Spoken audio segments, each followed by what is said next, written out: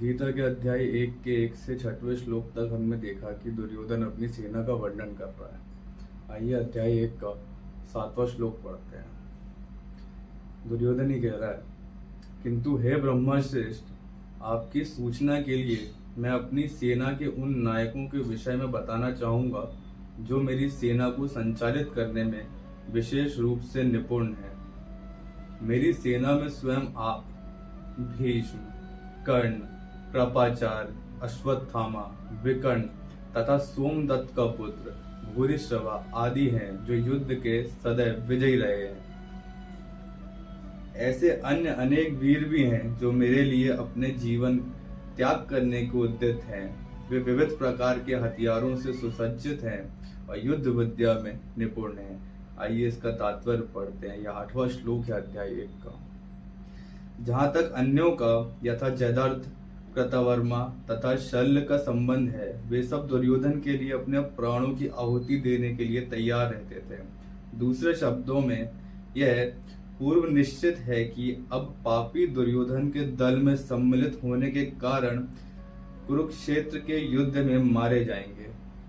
ये निसंदेह अपने मित्रों की संयुक्त शक्ति के कारण दुर्योधन अपनी विजय के प्रति आश्वस्त था। दुर्योधन को लगता था वो जीतेगा।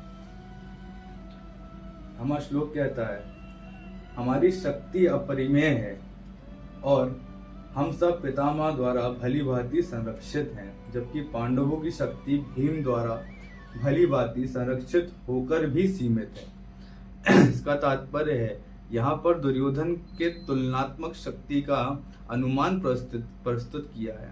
वह सोचता है कि अत्यंत अनुभवी सेना नायक भीष्म पितामह के द्वारा विशेष रूप से संरक्षित होने के कारण उसकी सशस्त्र सेनाओं की शक्ति अपरिमेय है।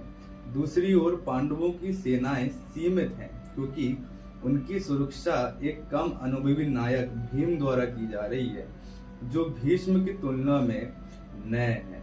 दुर्योधन सदैव भीम से ईर्ष्या करता था, क्योंकि वह जानता था यदि उसकी मृत्यु कभी हुई तो वह भीम के द्वारा होगी।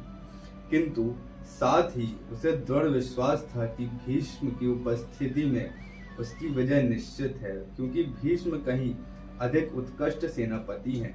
वह युद्ध में विजयी होगा, यह उसका दृढ़ निश्चय था। अतएव सेना व्यू में अपने अपने मोर्चे पर खड़े होकर आप सभी भीष्म पितामह को पूरी सहायता देंगे।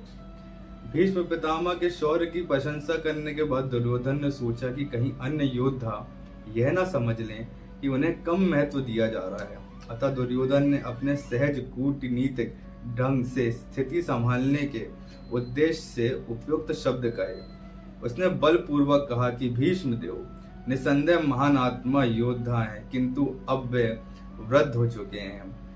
अतः प्रत्येक सैनिक को चाहिए कि चारों ओर से उनकी सुरक्षा विशेष ध्यान रखा जाए।